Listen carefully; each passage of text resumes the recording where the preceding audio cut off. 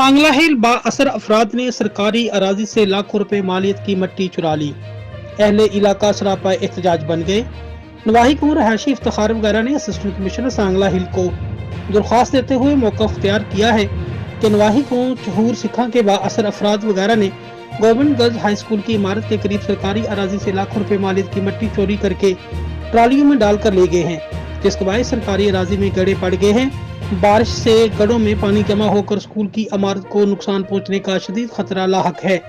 बाअसर अफराद को मट्टी चोरी करने से ना रोका गया तो सरकारी इमारत तबाह हो सकती है। अहले इलाका की दरख्वास्त पर असिस्टेंट कमिश्नर सांगला हिल ने बाअसर अफराद के खिलाफ कार्रवाई करने का हुक्म जारी कर दिया है। बताया गया है कि बाअसर अफराद ने असिस्टेंट कमिश्नर के अहकामात को भी हवा में उड़ा दिया है।